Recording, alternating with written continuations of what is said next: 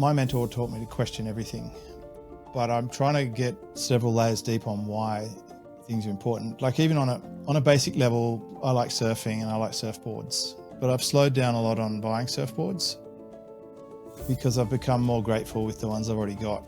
And so I created a little checklist before I buy a surfboard. Which one will I replace? And that's like, oh, hang on a minute. I actually really like the ones I've got. I'm like, well, therefore, what do I need a new one for? And I'm like, you're right. Why do I need it? No, I'll just pass on that. And so doing things for the right reason, not the wrong reason, has become more critical. Like I do think in the online space in which I operate, a lot of people are doing things for external motivations and for hollow or shallow reasons that won't lead them to happiness. They're not going to like the contract they've got themselves into.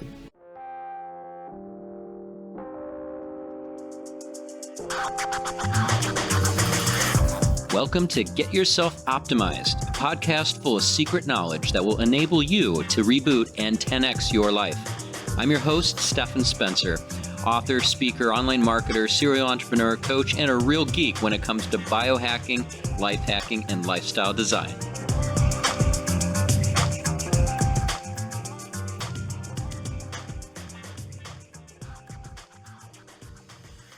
Life's greatest breakthroughs often come when you stop chasing more and embrace what you already have.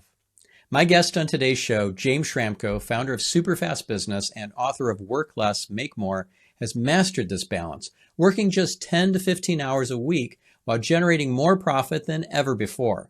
In our conversation, James shares how he's refined his business through partnership models that now represent over half his income. He reveals his surprising approach to AI adoption, explaining how he's creating custom GPTs to help clients thrive amid rapid technological change.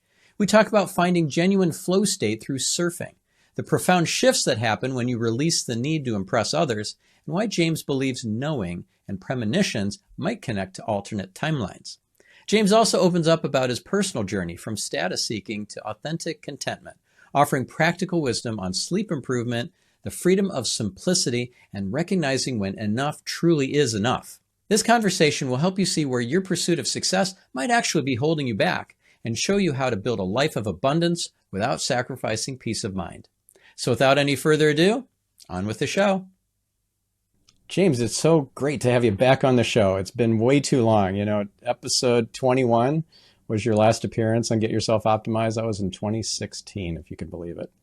Gosh, it's almost a decade, and I imagine there's been some changes since then. Yeah.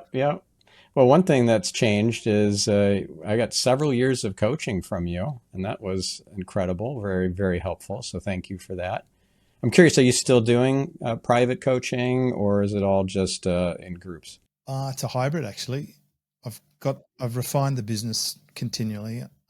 So that's the coaching program that you were in started in 2010. And the other community started in 2009. They're both still around, but with slight modifications. So I don't do one-to-one calls, but I do one-to-one async. So I'll use Loom or voice or chat in a private sounding board for that level. And we still have weekly group calls. And I've stripped away almost everything else. So the higher level tier doesn't get a peer-to-peer community. So that's away, and they get more bonding, I think, in the weekly group calls, and they sort of learn each other and help each other. And I love the energy that comes from that. It's very leveraged.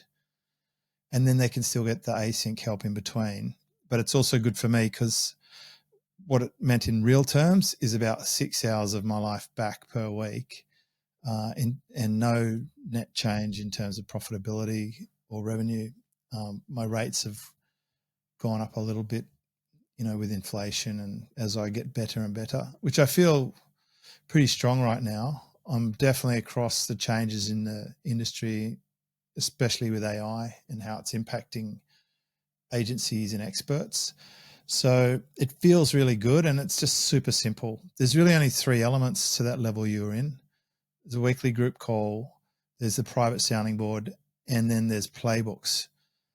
And playbooks was my revised way of taking all of my trainings and knowledge and frameworks, that many of them were private, and then putting them into the shortest possible digest. And lately I've been going through my playbooks, updating them and adding GPTs to them to just help people leverage them. So they're pretty potent. Oh, that's a great idea. That's Yeah. cool. GPT's added to your playbook. So what's a use case, for example, with one of your clients using those GPTs? Let's say someone wants to have a top of funnel presence on social media. Then I've got I've got a GPT that creates long form social posts that can monetize. I've got a GPT that creates more authoritative social posts, and I've got a GPT. You'll like this one. I've got one that actually uses like Google Eat formula and stuff and does an analysis of a client's website to give them a score from 1 to 10 for the different elements and how it might be viewed by Google. And I'm sure it is quite low grade compared to what a professional SEO is doing. But for someone who just wants to get a snapshot, it's a good tool. I've got a YouTube script creator. So after answering a couple of prompts, it's going to come up with a pretty strong hook and outline and intrigue or positioning against the grain, that sort of stuff. And then it has like a checklist for how to optimize the thumbnail and the packaging. And I've been really delving more into YouTube over the last year with my surfing brand to learn how that works. And it's been so fun to be a beginner at that and to see what I can learn and where I can take it. And I've had some really fantastic things thrown at me from the universe in that regard. Like what? Like how's the universe conspiring to make all your dreams come true? People sending me surfboards and fins off the back of my reviews. I only had like 70 subscribers last year, and some of my videos have had over 50,000 views, and people now recognize me sometimes when I'm out for a surf. But I've actually been contacted by some of the equipment suppliers who I've reviewed. Initially, I just purchased them myself. I gave impartial reviews, but because of my background from the automotive industry, you know, my product knowledge and being able to compare and contrast different vehicle models, it really lends itself to me being able to do that in the surfboard market. And they said they really appreciated my review. It was really honest and fair and impartial, and it cut through compared to all the other reviews in the market. And so they said, look, if there's any of our equipment you'd like, just let us know. We'll send it to you. And so now I've actually got a fin company who is saying, look, what would be your dream come true fin? Let us prototype it for you. Let us design it. And I've sent them off my specs, and they send me back a mock-up, and it's got my brand coming on. It's like really exciting. I don't know exactly where it ends, but I'm definitely enjoying the journey. Wow, that is so cool. I love that. So how many brands do you have now? I've got the surf brand, I've got the recruitment business, and I've got my personal brand, and I'm a partner in 6 other businesses. Okay, and talk us through the partnership model, because I know that was important to you in the early days of running SuperFastBusiness and Silver Circle. So how has that become a big viable part of your own income stream? Well, firstly, it represents more than half my income, those 6. Wow. It came as a result of me asking Jay Abraham a question. I said, Jay, if you went back in time, what would you wish you did differently? And he said, I would have done more rev share deals. And I said, tell me more. And he said, look, people paid $30,000 to come to a workshop. If I'd done a percentage of revenue deal with them, I could have made $300,000 or $3 million over time. And I said, all right. And he said, look, if you want, I can send you my workshop notes and transcripts. Some of them haven't even been published. And I said, please do. He did. And I went to the printing. He's very generous that way. He's very generous. Lovely. If you can actually get him in a conversation, he's the best. And, you know, some spark connected with us. So, you know, he was definitely my idol when I was still in a job. Reading those books of his, it changed my whole view. And he saw that in me. I helped him with something as well. But turns out I went to the printing shop. I got them all printed out. It filled like a whole moving box full of printouts. I read them all. Then I workshop 4 or 5 other people who do royalty deals, because it's fairly common in the copywriting industry. It does happen in the software industry. Of course, it happens in the music industry and the book industry. So there are use cases for it.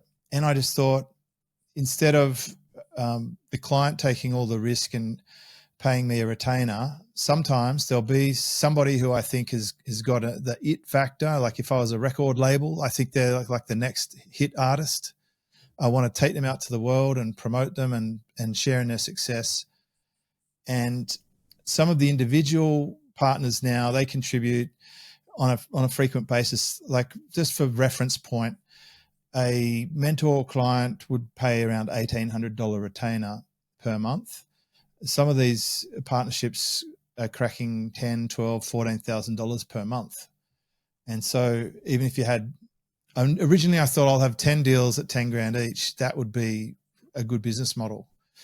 I'm 10 years into it. I've got, I think I've tried 15. I've sold out 3 or 4.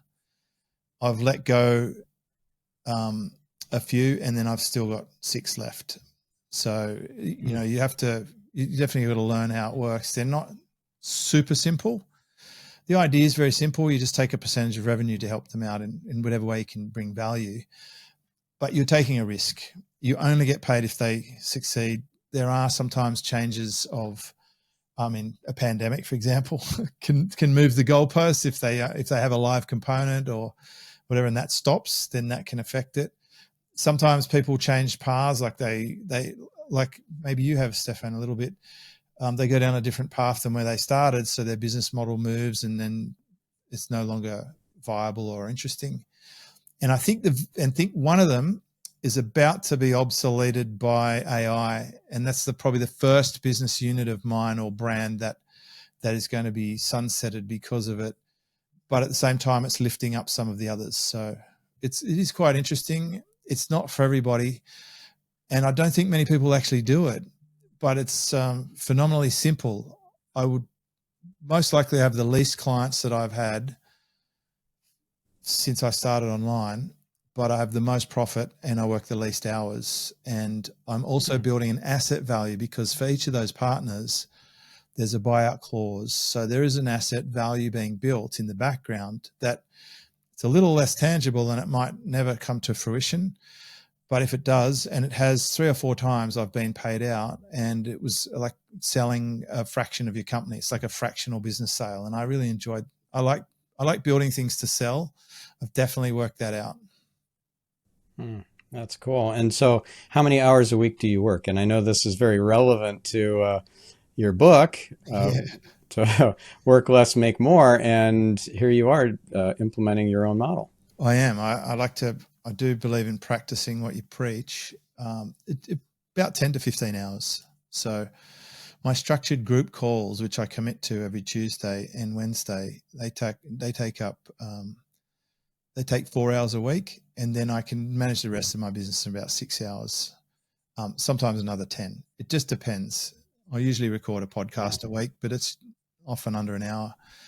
I have tools and a team. I've got a little team of 5 people in the background, full-time, working for me in the Philippines, leveraging tools as well. I believe our team of 5, with the tool set we have, is probably doing what we used to do with 25 people. And we definitely wouldn't need to be hiring anyone, and we're not letting anyone go, but we're in this crossover period now where each team member can become far more productive. Well, clearly some people are more AI inclined than others. So those who are not, I mean, eventually you're going to have to stop kind of carrying them if they don't learn the new tools and the new prompting and how to think differently, right? Well, that's pretty much the memo we're getting from all the big companies, isn't it? I think Microsoft just dumped like 7,000 people this afternoon. PricewaterhouseCoopers, 1,500 people a few days ago. You got the CEO of Fiverr announcing you got to be, AI is coming for you. Shopify CEO sent a memo as well. They will only hire AI. I shared that the Fiverr CEO memo. I shared that with a number of people, and I think it's spot on. Me too. Yeah, the new easy is gone. I mean, the new easy is what used to be hard, and the new hard is what used to be impossible. And the stuff that's relatively easy work is gone forever. 100%. It's like and we hear different generations saying, sometimes they miss the golden era of the past and the easy times. It was, the innocent times and so forth. Definitely in a very interesting period in life. And to me, I'm getting all the spider senses and tinglings that I did when the internet came along. It was exactly the same for me. I just knew with every fiber of my body that this internet thing was important. I had to understand it. I knew nothing about it. I'm not a technical person. I'm quite pragmatic, but I'm not an IT person. But I knew I had to try and figure out how to build a website and how to market online. And now I have a very strong urge to understand AI. I'm building GPTs. I'm learning how to make agents. I'm getting newsletters from a dozen sources to stay abreast of what's happening. And I'm guiding and shepherding the people who I'm working with. And I'm working with people who are in roles that are quite strongly impacted by it. A couple of use cases that come out, stand out. One of them is a high-level copywriter. And so obviously I know some people who for the last 5 years have had AI writing copy for them. And everyone's using Claude now for copy. It's quite common, be the standard, I'd say. And the old art of copy will probably be lost. So it's time for him to tool up and leverage or bunk off that role. And then the other one that comes to mind is a renovation company. These traditional businesses, they're out there with estimators. They're going out and getting tenders and measuring stuff up, and then they go back and they spend like a week putting together pricing, metric meters of this and unit bases of that. And they actually have to try and figure out how much to quote for a job.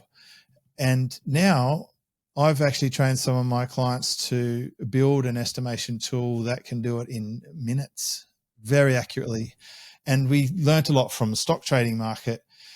We got the ones where they'd already spent a week pricing them in the past and loaded them up to back test them to see how accurate they were and to give feedback and to refine the tool set.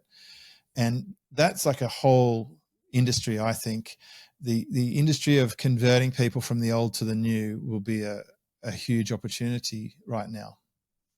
Yeah. So how do you think, like, say, a landscaper, a snow removal company kind of thing would need to adapt in this new age of AI that's coming?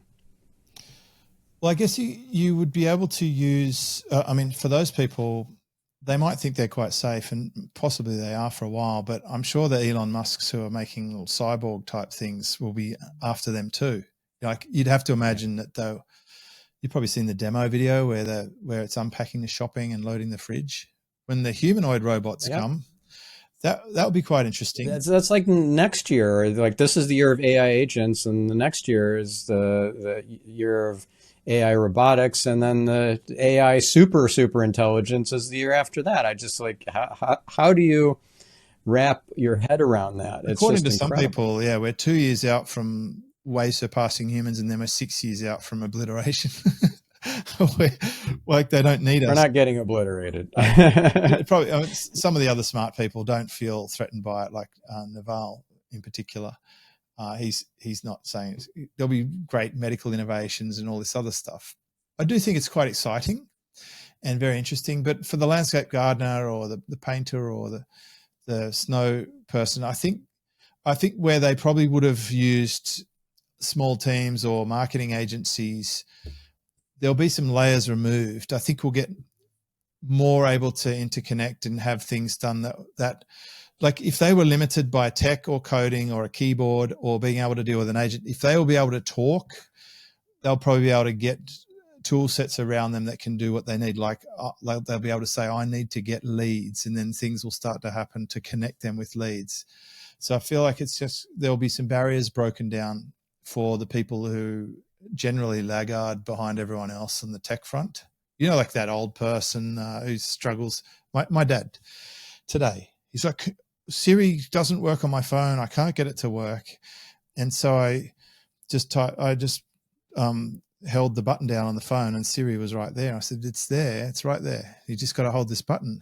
He's, oh, really? Just hold that button. I'm like, yeah, hold that button. Like, for those people, it's going to be a bit harder. But for the rest of us who are like already thinking about it, I think this will be very interesting. But there will probably be quite a redistribution of wealth and where things end up. Yeah. So what are you doing with AI agents? Well, not much at the moment. I'm just learning how to build them myself. I'm basically at the point where I'm looking at some of these platforms. I'm seeing what I want to join up or get done. I'm more just sort of coming out of, I've been building GPTs for my team and my clients, and that's been good. And it's very easy to do that, of course. But the agents, I've seen good use cases where people are like going to YouTube, looking for titles, finding the gaps, and then creating scripts around what's missing, ready for you to record. Or ad creators, they go and see what ads are running, or optimize your existing ads, or looking at your content and seeing which ones perform the best and then retuning them for the new stuff. I think they're quite interesting use cases. But I'd also, I'm thinking about what are all the tasks that my team or I do that we might want to get help. And like, for example, we're recording this on Riverside, and that is a great example of a tool where the AI and stuff is starting to get baked in to make it very easy for the operator, even if they don't know it's there or know how to use it. When you hang up from a call, it's already generated the title and the bullet points and the chapters and the transcript, and it can do smart edits and fix the sound and everything. Or you can redo parts of the audio if you want. That wasn't really here like a year ago. For us, it replaced about 3 tools, and it saved my team hours by moving to this platform. Yeah, it's really cool. I love Riverside, and this idea of AI agents taking over jobs. I see this happening in just months, not years, not even a year, but months. Like, for example, I interviewed a marketing speak interview. I interviewed Lior Weinstein, and he's really into AI. He explained how he's taught clients and friends how to get to inbox 0 and stay there with their email using AI agents to manage the inbox instead of an assistant, instead of like an EA.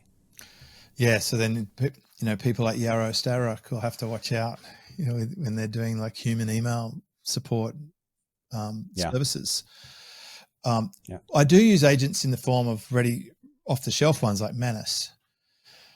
If you want to go on a traveling trip, it's fantastic for researching where to stay, what to do, building your itinerary, and you can watch it. It goes and starts clicking on links, compiling stuff. Other use cases are, I'll send it off to go and check my testimonials page on Trustpilot, then check it to my offer page, and then to come up with suggestions on what would be appropriate lead magnets to help people get the results that I've already helped people get, and then where I might want to tune my offer and come up with campaigns. And then you can take all that information and then load it up into whatever else you want, like Claude or GPT, and you can start punching that into outputs. And then very quickly, you can end up with a teleprompter script that you're putting to camera, and then it's up on YouTube or on the website the next day. The time that it takes to do things and the ease in which you can do it is so much quicker. And a specific use case for me that's hit home hard is, for the last 15 years, I've always taken notes on every one of my mentor calls. It used to be Evernote, then it was Notes, the Apple Notes app. And I always thought one day I'll be able to use this information. And now I can log into my Zoom account. I can download all the AI summaries from the last, 60 days, and then put it into something like Notebook, and I can get it to look for themes and patterns of the things we've been talking about. And it categorizes them all, and I can come up with episode outlines. I can come up with 25 social media posts. I can ask it, based on this, what would be an appropriate series of episodes, or who else should I have on the show? And it's really quite useful to have all that data and to be able to manage it at your fingertips, where it would have been possible before, but it was much more difficult and it took way longer. And so you probably end up not doing it. So you mentioned Notebook LM and Manus, which is actually Chinese owned. I don't use Manus. And also, by the way, it's hard to get access to. If you signed up for the beta and you didn't hear anything back, you probably won't hear back for quite a while.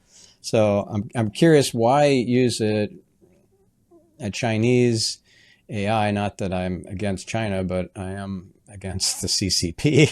So I don't like what they stand for, and I don't want to feed a bunch of my material to the CCP. So I don't use Manus. Yeah, I'm curious what your thoughts are on that. Yeah, I'm not too worried about the CCP knowing my travel trip agenda or finding out about my sales offer. I'm not totally against Made in China. I mean, it's pretty hard to deny they're a massive superpower, and apart from they consume a lot of raw materials from Australia, we're still using all their iPhones and computers and lights and sneakers. Like, seriously, almost everything's made in China. And someone from the automotive industry watching companies like BYD come and just destroy Tesla and like they're kind of undeniable that they're a force. For me, I'm just intrigued to learn how their tool works and to observe what it does. I also tried a few queries in DeepSeek, and it was interesting to see how that might be slightly tailored, the messaging in there. Yeah. GPT, Slightly. I think that charged $200 a month to have the same operator availability that Manus does, at least a few searches for free, and then you just buy credits. So that's like a whole paradigm shift. When DeepSeek came out and then Manus came out, it was like two sledgehammer blows to OpenAI. Yeah. I am tool agnostic. For me, I think because I've spent so much time communicating in real life with actual humans in the showroom floor, in life, having 70 team members for decades, having done God knows how many calls. I mean, I've done over 1,000 podcasts. I've done thousands of coaching calls. I seem to be able to get what I want out of the tools fairly easily in terms of the way that I'm communicating with them. And I'm just trying the tools. Perplexity is great for research. Manus is very good for going off and doing what a VA would take days to do in minutes. Grok is really good at coding simple things really quickly. The Claude is probably the best copywriter. Notebook LM is fantastic at breaking down legal contracts or prospectuses or a book into really easy to digest nuggets.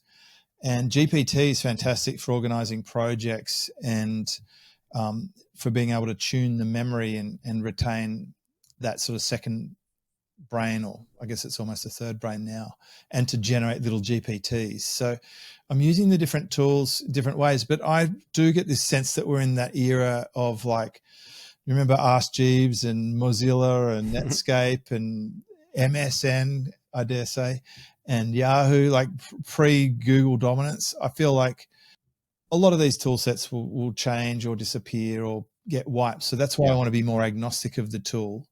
I'm not a diehard Manus fan. I'm just saying it's the best operator that I've used of a preset operator. But now I'm interested in building my own.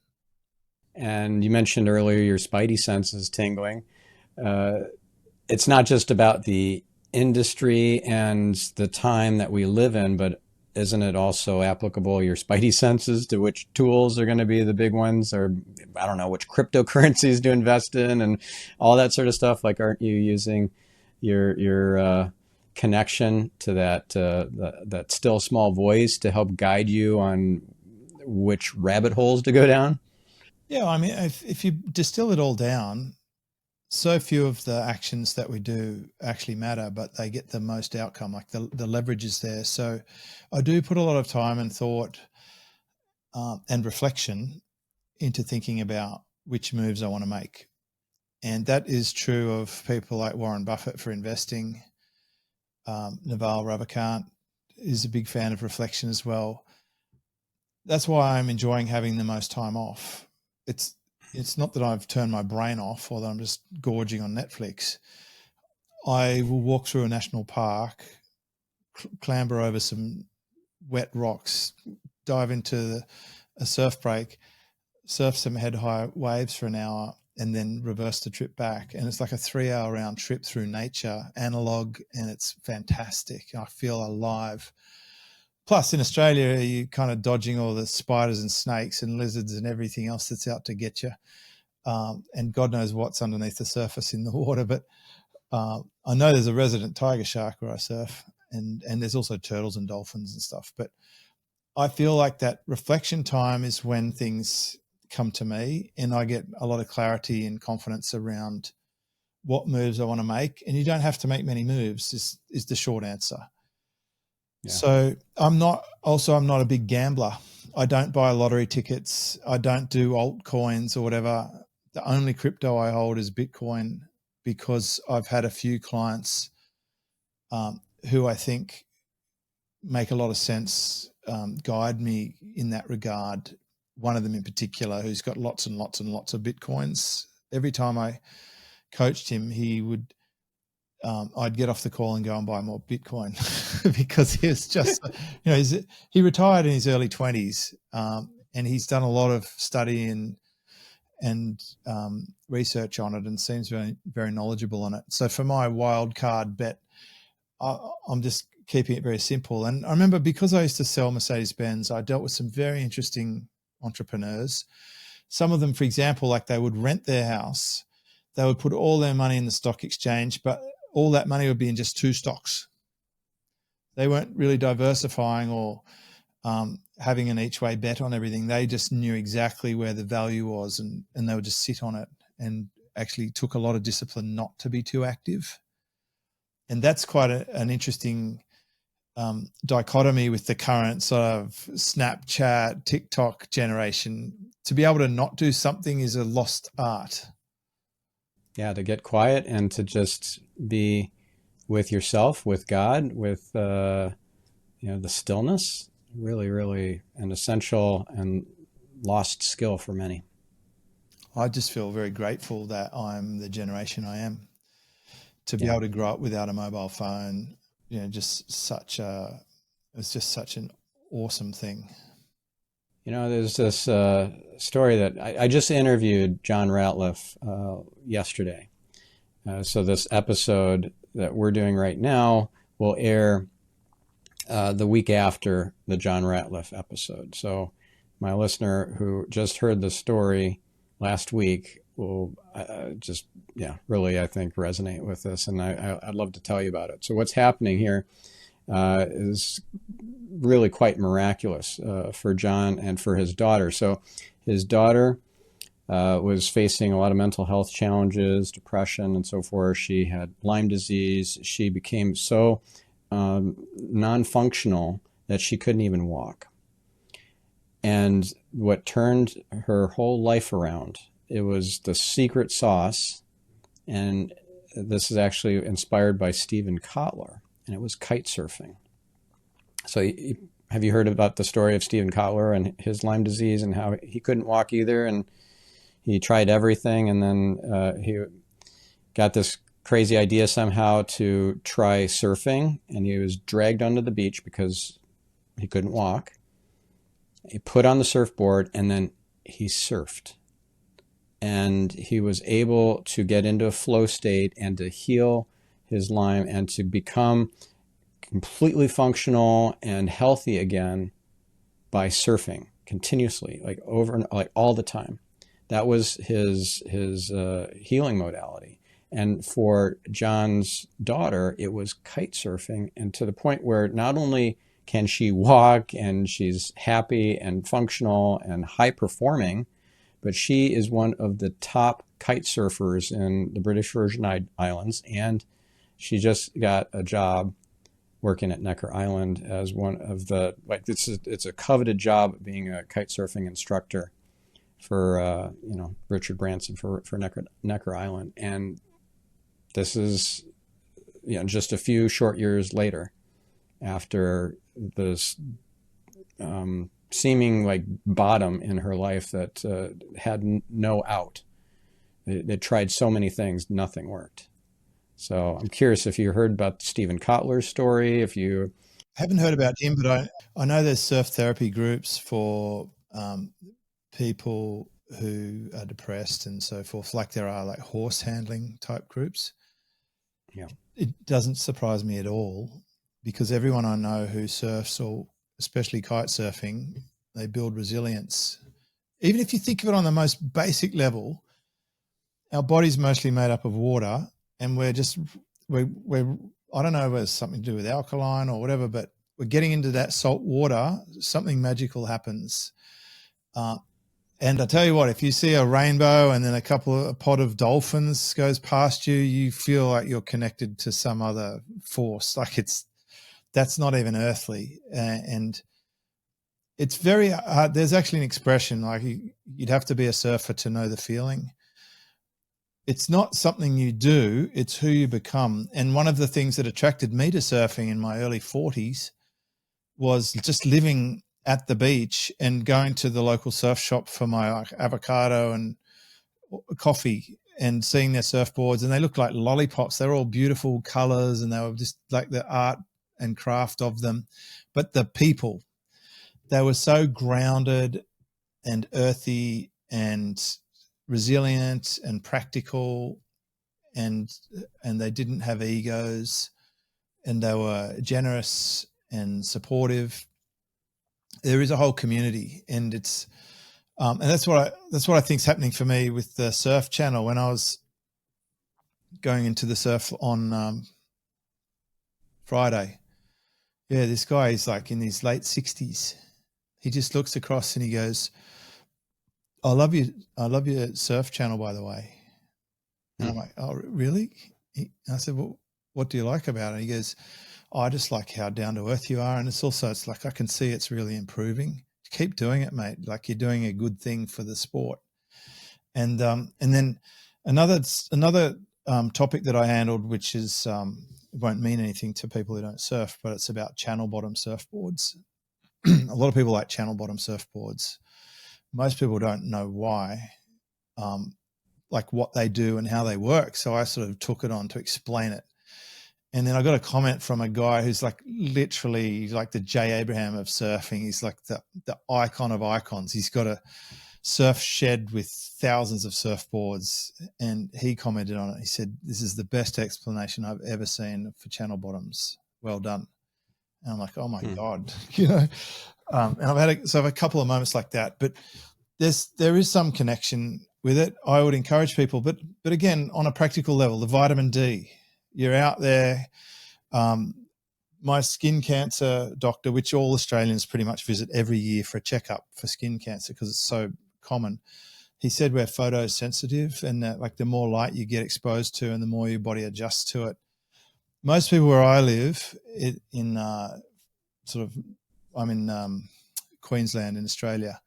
We're all in the sun like a lot and out in the fresh air. We're surrounded by national parks. There's forests absolutely everywhere producing fresh oxygen. We have one of nature's, it's actually a world surfing reserve, protected surfing reserve. Very hard to describe, but it's kind of hard to be unhealthy and you've got all these local hinterland farm produce, high quality dairy, like unmessed with food, locally produced, grass-fed, grass-finished beef, all this sort of stuff.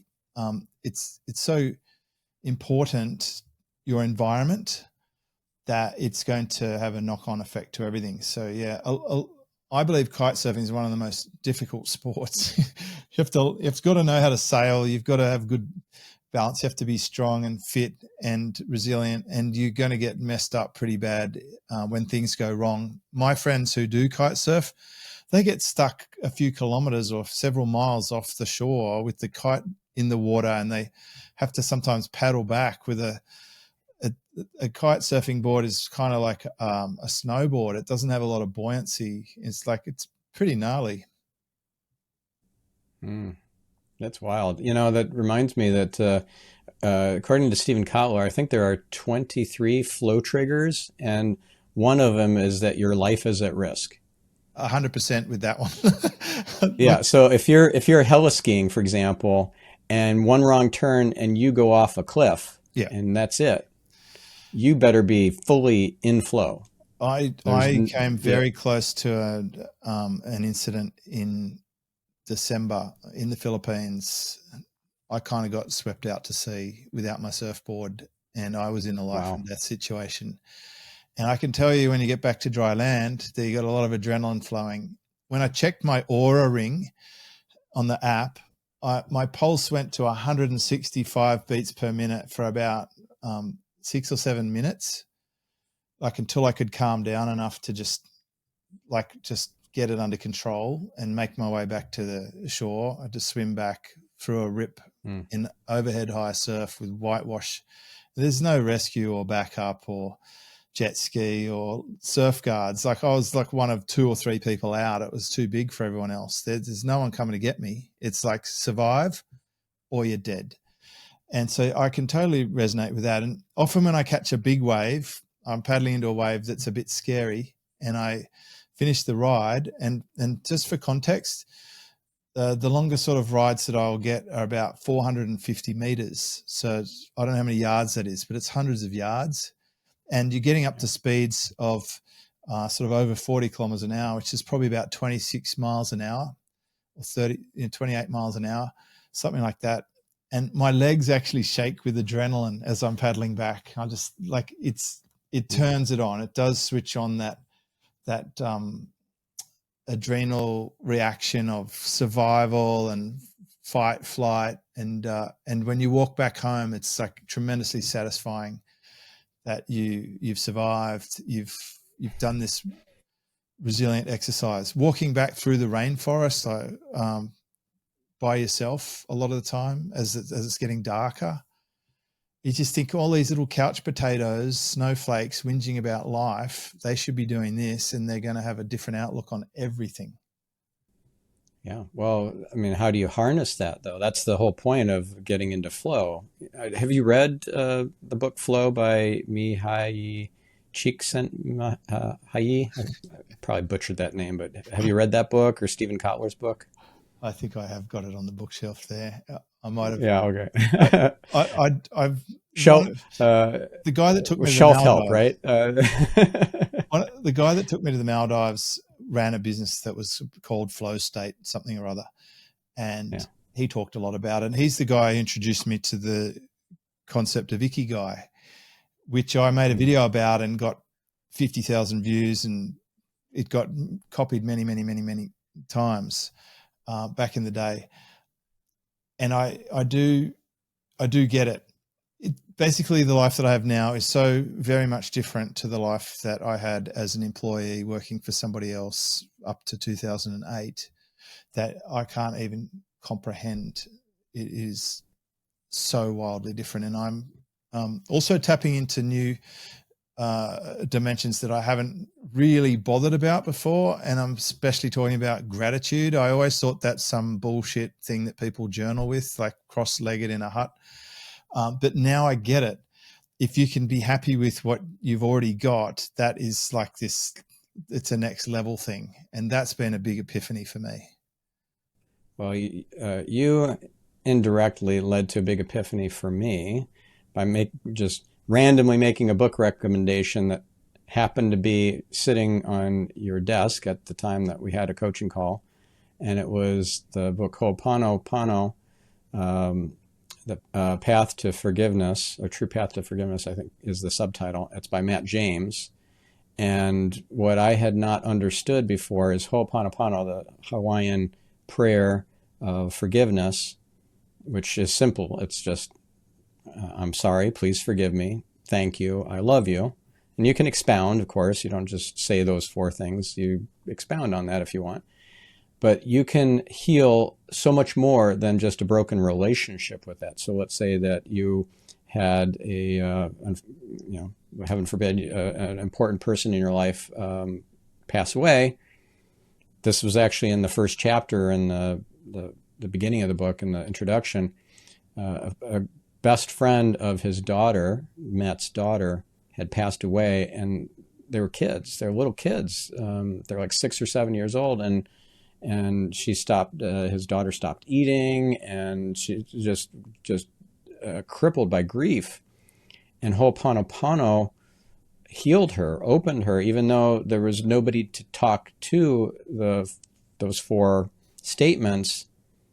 It was incredibly healing. And that epiphany for me was a game changer, because I was able to apply that principle of Ho'oponopono to all sorts of additional aspects of my life that I hadn't before. Yeah, I think the most important relationship that has to heal for most people is the relationship they have with their self. And I've gone pretty deep with that. Especially lately, I keep getting brought back into the sphere of Jamin Fraser, and his work resonated the most with me. And especially how he explains that a lot of the popular culture gets it wrong, and why it's damaging to get too caught up in things like fighting that inner voice and doing discipline and hardcore Cogginsy Navy SEAL type stuff is really toxic. And in his work called Leverage, he talks about that apology and getting back into your own good books. And also if there's anyone you love or they love you, then there's a way forward to be able to heal things. And probably one of the biggest things that he talks about is that you can actually change other people. And most people think that's a taboo thing, that you shouldn't change someone. But he cited a survey by General Electric, I think, or it was LG, that 30-something% of spouses rate the other person as the most annoying person in their life, which is a tragic number when you think about it. No one gets married on that expectation. So probably change has to happen for things to sustain. But the thing is it makes total sense, because who do you drop your masks off with? Your spouse. No one else gets to see the real you. All your demons, all your ugliness is shown to your spouse, and they're going to either be a mirror for you or a magnifying glass. I don't think even the spouse gets the full picture. I think starting with yourself is the most important one. Yeah. A lot of people lie to themselves, or they're holding they've got a narrative with their inner voice that's not working well for them and getting them the results they want. And he talks about it in terms of our inner voice being like a safety officer.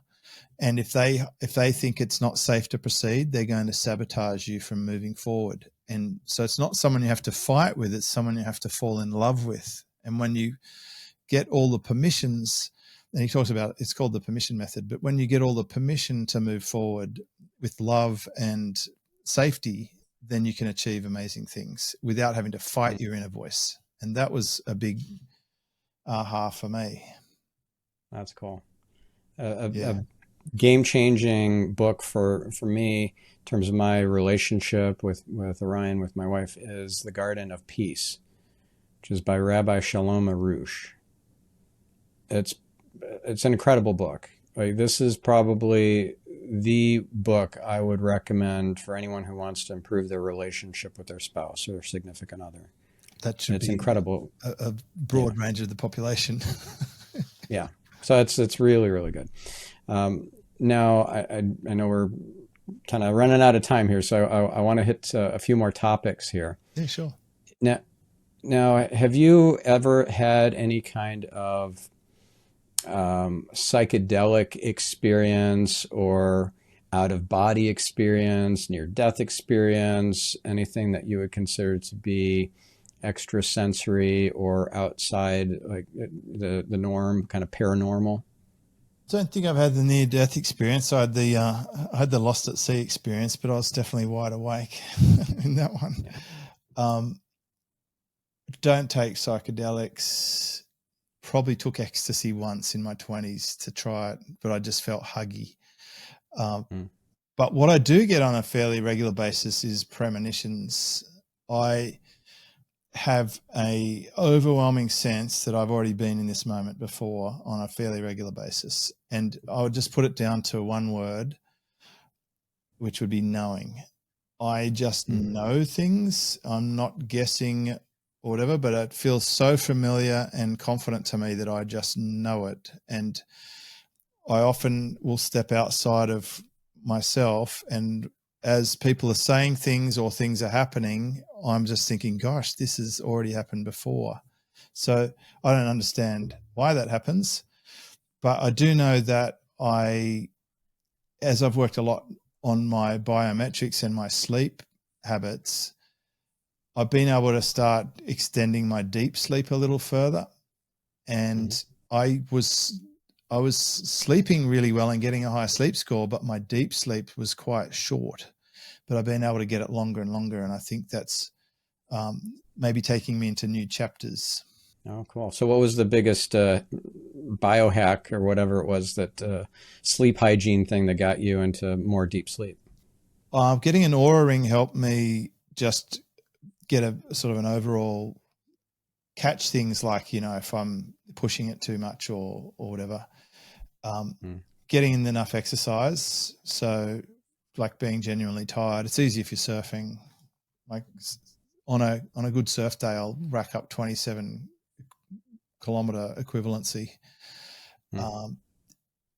Magnesium is that magnesium powder. When I take that at night, last thing before bed, it's just like a knockout potion. Seriously, and I can track the difference on my Oura ring. Having it or not having it will change the quality of sleep that I have. And I've got all the other stuff locked down. Dark room, no tech, nice and cold.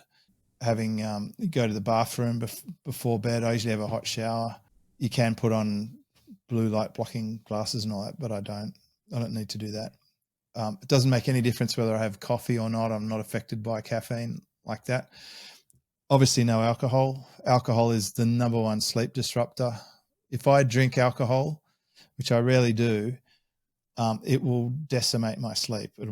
I'll be like, even if I had one glass of red wine, it'll be like I have been punched in the head the next morning, like a hangover.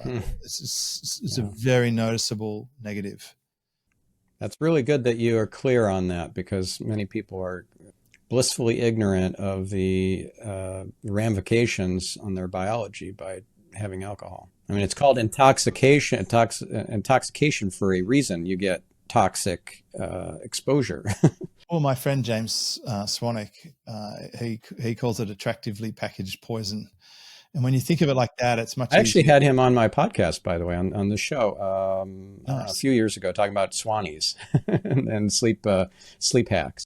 Right. Well, he started that and his stop drinking alcohol type program at the same time, but the alcohol one's been the big one. That's a substantial business. He's still a client of mine.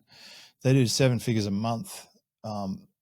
It's such an in-demand product that this generation now drink less than any other generation, which is really good. And it's probably going to be like cigarettes or asbestos in the future. Like people will be aware that it's really not a good idea to drink a lot. And when I see people who are attached to drinking as a culture, it's so obvious to me how it's not helping them, but it's not obvious to them.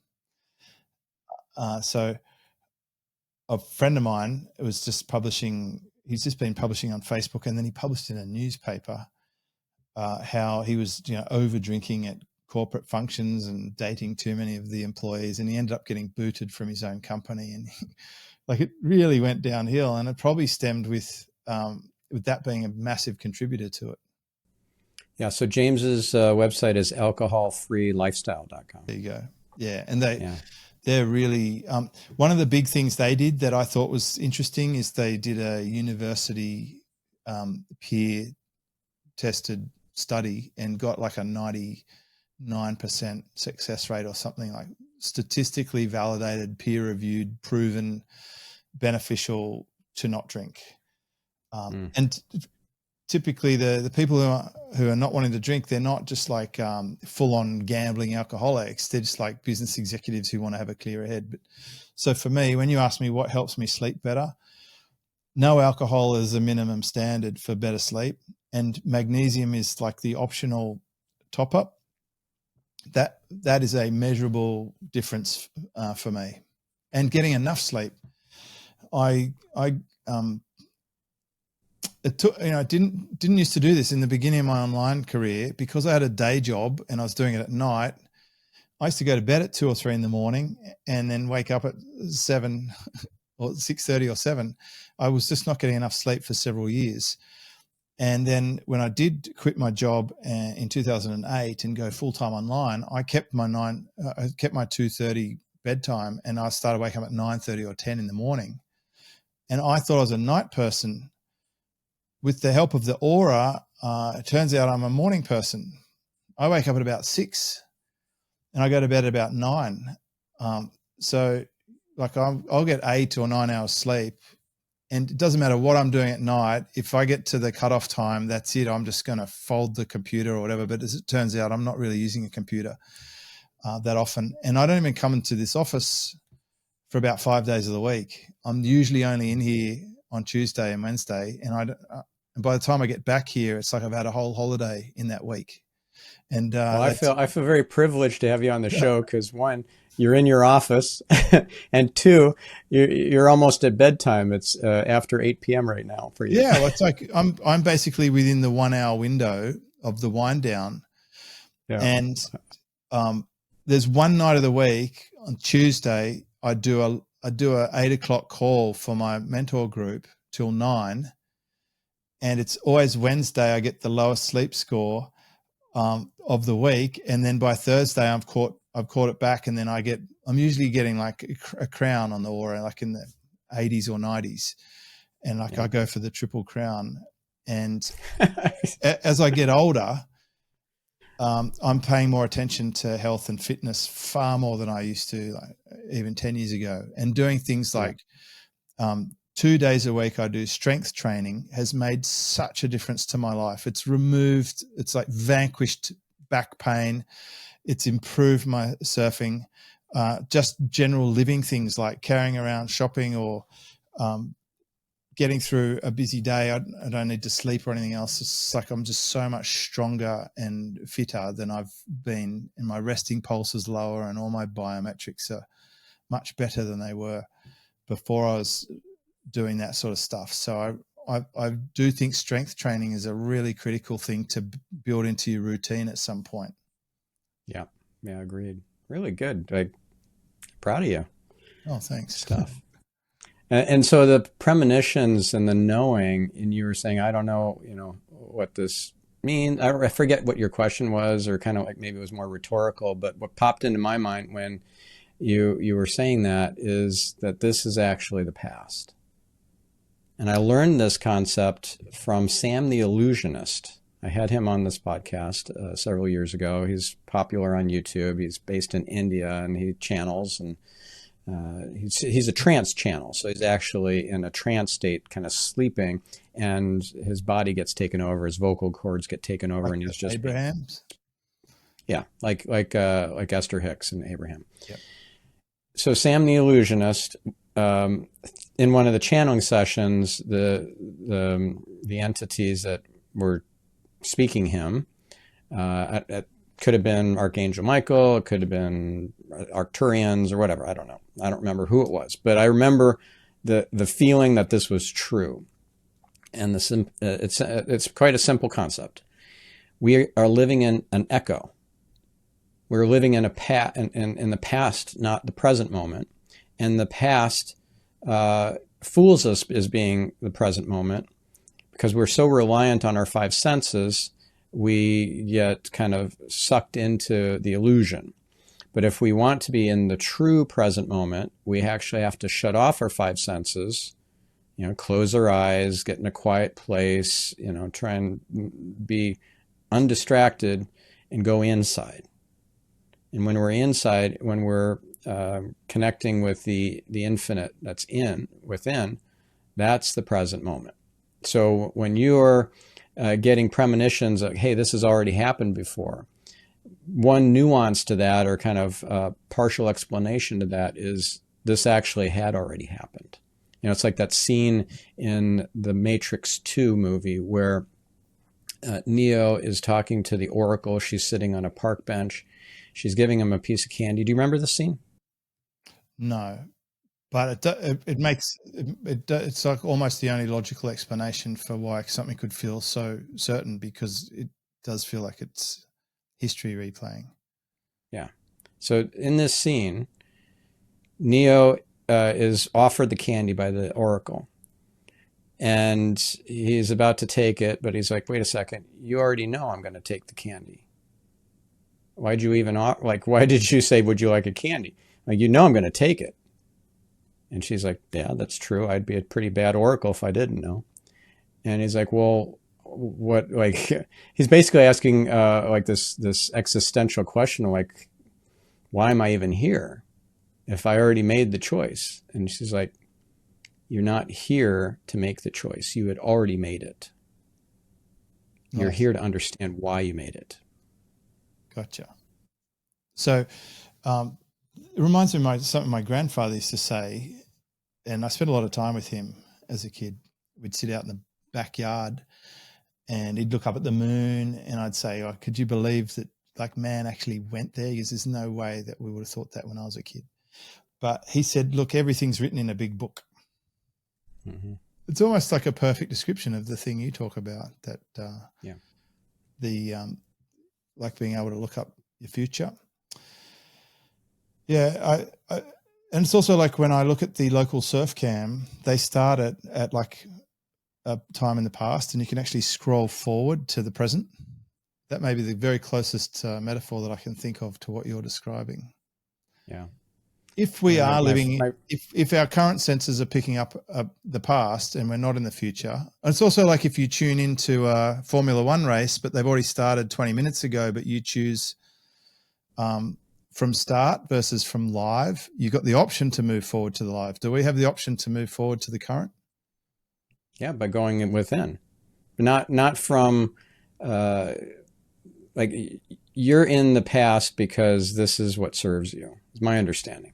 So if you think about it, like everything is already written, the whole movie script has already been created for your movie, your life, but you get to choose a different version of the movie script because there are many different variations, many different timelines, and it depends on your vibration, your frequency, whether you are compatible with a more enjoyable, more benevolent, full of blessing kind of timeline. I mean, everything is ultimately for the good.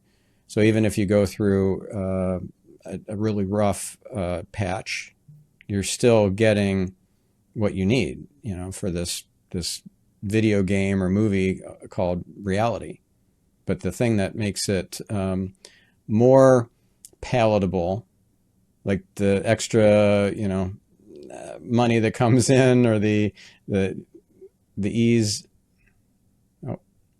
So basically, with this idea of, it's called maktub in Arabic, that it is already written. I learned that from The Alchemist, which is a fantastic book. It's actually in the Quran, maktub. It's already written. How can everything be already written and yet you have free will? Because you get to choose your vibration and then get a different movie script, depending on how you want to align with the creator's will. So maybe that's another way to think about this idea of everything is already in the book, in the big book. It's just we're getting to experiences as if it's fresh and new and never happened before, perhaps. So what do you do with that information? You just work on your vibration, being the good part? All the time. Yep. All the time. I'm working on being in alignment with God's will at all times. I mean, I forget, but hundreds of times a day, I will course correct, like an airplane that's going from New York to London course corrects thousands of times during that flight. So it gets exactly to London and not a little bit off course and ends up in, I don't know, Paris. It's very much like Maxwell Maltz's psycho-cybernetics, the servo mechanism. Yeah. We're like, he uses the same metaphor that we can use our subconscious mind to program it to guide our conscious. And we're making those adjustments all the time, like a guided missile. Basically, whatever we program our subconscious, it seeks, which explains the poor programming that people have had from parental figures and whatever, or bad news sources. They end up getting it. But if this is true, that it's already written, then that's already part of your movie script that you signed off on. Like, okay, I'm going to get access to these bad news sources, and I'm actually going to get sucked in down these dystopian rabbit holes. Or I'm going to get bad programming from my parents, and I've signed up for that. But in the end, it's going to be for my highest good. During it, it feels like hell, but at the end of it, I wouldn't change a thing because it made me who I am. Incredibly resilient, anti-fragile, compassionate, loving, kind, patient, all those things that I was forged in the crucible. There you go. It's like Jamin Fraser talks about choose your suffering. Yeah. Like you're going to suffer, but you can suffer because you didn't get something, or you can suffer because you did the work to get something. But like you choose your level of suffering. And you can be grateful for the suffering because you know that there's a bigger picture and there is a blessing in it. And that fits well with like the yin yang, which is what my other grandparent taught me. You can't have light without shade or shade without light. They interdependent on each other, and they're encapsulated in as a whole. Yeah. And the contrast is essential so that you can appreciate the good, the sunshine, the blessing that is the obvious blessing, because you can contrast it. Like the person who inherits a lot of money and they've lost context or grasp on reality. They've got no footing or grounding, and then they're worse off. They end up worse off than before they had the money. Almost always. Like the guy that, what he got, 2.6 billion or something selling Minecraft to Microsoft or someone, and bought a $70 million home, and then he got depressed and went reclusive and became unhappy. It's a very familiar story. So what's your mindset hack for getting grateful and successful and confident and patient, loving, kind, all that? Like what's your secret? Lately it's been, my mentor taught me to question everything, but I'm trying to get several layers deep on why things are important. Like even on a basic level, I like surfing and I like surfboards, but I've slowed down a lot on buying surfboards because I've become more grateful with the ones I've already got. And so I created a little checklist before I buy a surfboard. Which one will I replace? And that's like, oh, hang on a minute. I actually really like the ones I've got. I'm like, well, therefore, what do I need a new one for? And I'm like, you're right. Why do I need it? No, I'll just pass on that. And so, and doing things for the right reason, not the wrong reason, has become more critical. Like I do think in the online space in which I operate, a lot of people are doing things for external motivations and for hollow or shallow reasons that won't lead them to happiness. And they're also not, they're not going to like the contract they've got themselves into. So if you set high expectations publicly, then you now have to live by that standard, and it becomes a bit of a noose. And so like the other one that I've wrestled with a lot is my Rolex. When I was in the car dealership, having a fancy watch was a really big deal, and it was a status symbol, and it was a power play, and it was like recognition. And you tell yourself all these things. Like, I bought my Rolex to celebrate becoming a dealer principal or a general manager. And it's true, there's been a wonderful investment. I think they cost 11,000 then, and they're worth 50,000 now. And sure, I probably would have done better with things like a Bitcoin, but it's not a bad investment. But the reality is it's just sitting in my safe, and I don't wear it for the last 6 or 7 years because wearing it is not practical. It's not good for surfing. It's like a lure. I don't want to attract a tiger shark to my wrist. I don't think it's practical to wear a $50,000 shiny, flashy watch surfing. So I'm going to take it off, on and off, on and off. A bit annoying. I prefer to wear a watch that tracks my GPS speed. And then, if I put it on, I'm actually putting it on so that other people could be impressed with how awesome I am. And that's really a really shallow and a wrong reason. The only person I have to be looking after is myself. Yeah. And so to be able to let go of the ego and the need for everyone else to know how awesome I am was very hard for me to do, because I was competitive and I was in a status-driven industry, and I had a lot to prove as a man, as a father of 5.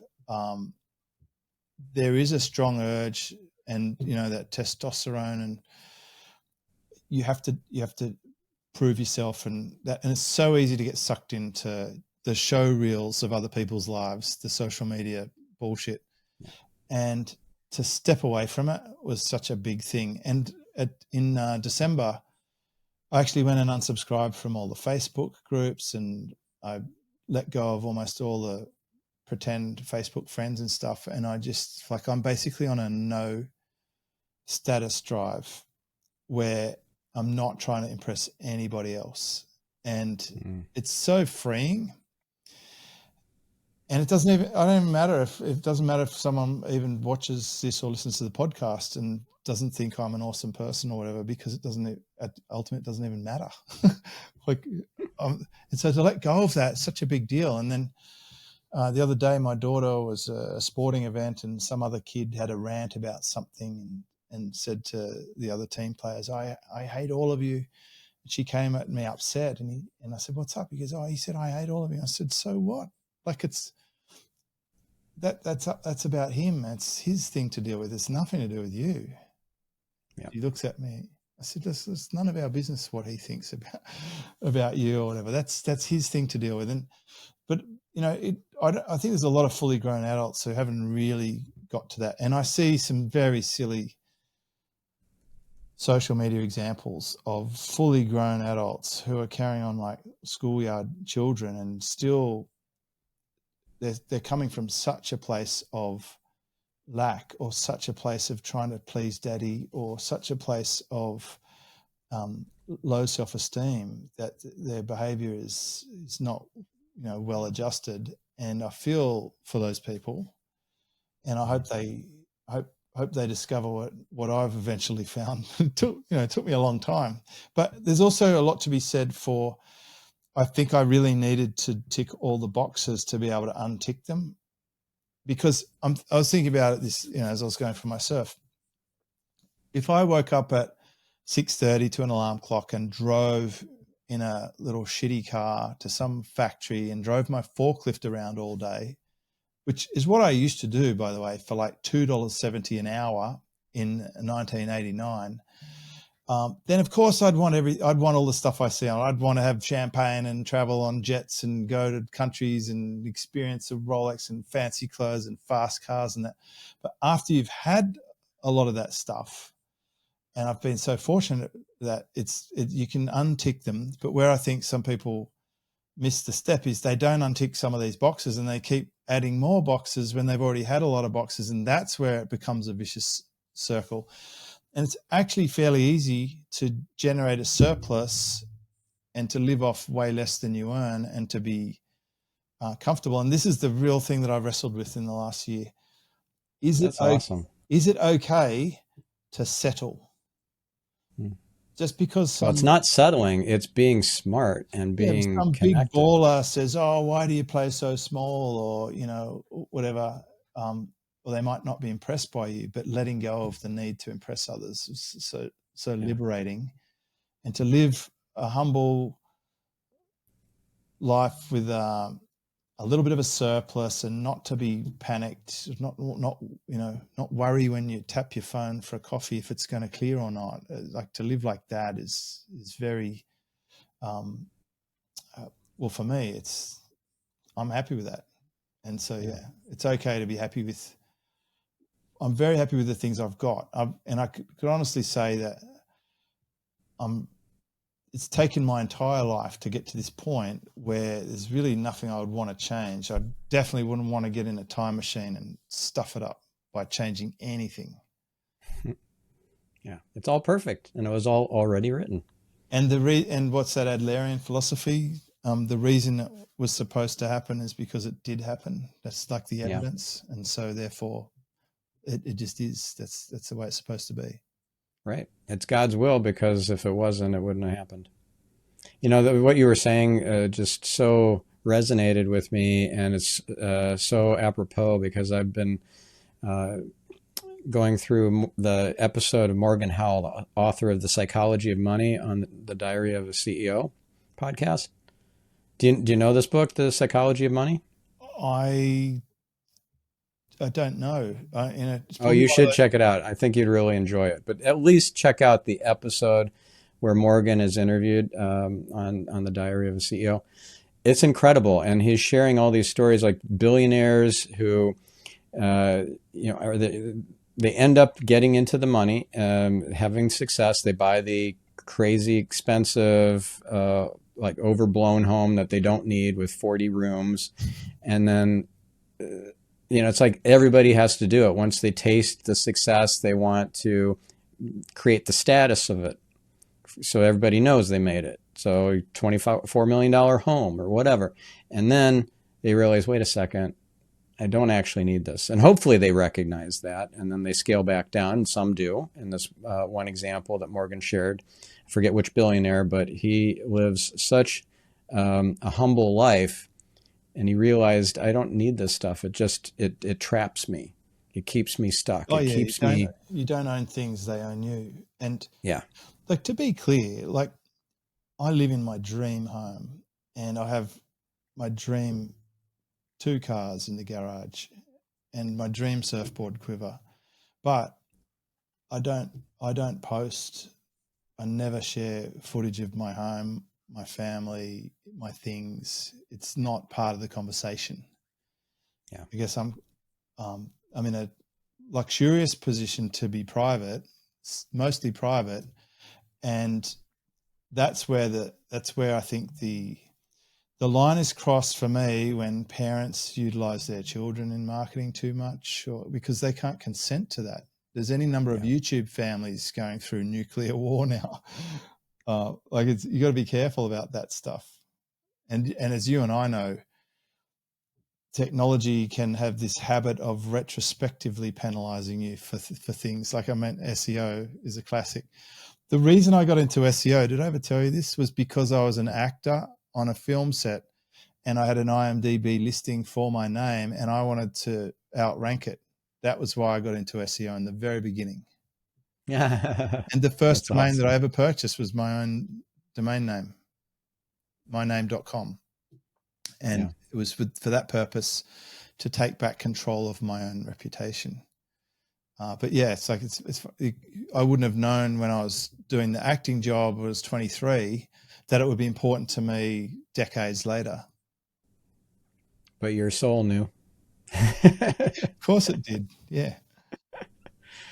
Oh, that's awesome. What a great way to end the episode. So where do we send our listener, viewer, so they can learn more from you, and maybe get your book, and subscribe to your YouTube channel, all that sort of good stuff, where maybe even join your community? Look, it's on jamesschramko.com. The first domain I bought ended up being the last domain I focused on, which is actually a perfect metaphor for everything we just talked about. I went through all the complexity to get back to simplicity. My book is on Amazon, Work Less, Make More. I think it's highly relevant even now, 7 years later since it was published. The concept of it is still perfectly acceptable. Yeah. You know, there's a quote that you're talking about going from complexity to simplicity. You may have heard this. You probably have. Oliver Wendell Holmes said this: "For the simplicity that lies this side of complexity, I would not give a fig. But for the simplicity that lies on the other side of complexity, I would give my life." It's true. And there's several other ones, like perfection is when there's nothing left to take away. And Dieter Rams, his book on design is brilliant. And it's about stripping out as much as possible without taking too much. Yeah. I freaked out when I got it because it was like in German, and I'm like, but then I checked the other pages in English. It's called Less But Better, and it's one of the best books. The design philosophies you can apply to lifestyle design. That's awesome. Well, we dropped a lot of wisdom nuggets and provided a lot of resources. So I hope the listener goes to the website, to my website, for the show notes for this episode, because all the different YouTube videos that we talked about, all the different books, we'll link them all to the various sources so they can check them all out. And thank you, Stephan, too, for the insights. I always learn something every time I talk to you. You come at stuff from such a unique angle that it makes me reflect. I've been so lucky to be able to learn from every interaction that I've had with you, and also the quality of the resources you bring to people is absolutely stellar. That's your superpower, I think. Not me. I'm talking about the actual quality people, like all the big names and stuff. It's a great skill. Oh, thank you. Well, we're all just instruments of the Creator. So the more you let go and let God, the more of that divine, universal, infinite intelligence flows through you. Love it. All right. Well, that's a wrap. Thank you so much, James. Thank you, listener. Make it a great week. We'll catch you in the next episode. I'm your host, Stephan Spencer, signing off. If you want to hear my previous conversations between me and James, check out episodes 7, 292, and 337 on Marketing Speak, which are at marketingspeak.com/7, marketingspeak.com/292, and marketingspeak.com/337. If you want to hear more conversations like this one on entrepreneurial freedom, then I recommend episode 245 with Gino Wickman, episode 499 with Rob Dubay, and episode 509 with Richard Robbins. Also, I invite you to check out the show notes, transcript, action-based checklist, and all the URLs mentioned in this interview with James Schramko at getyourselfoptimized.com/517. If you enjoyed this conversation, I encourage you to share the episode and, more importantly, the entire show Get Yourself Optimized with a friend. Change your life and help me spread the light. Thank you.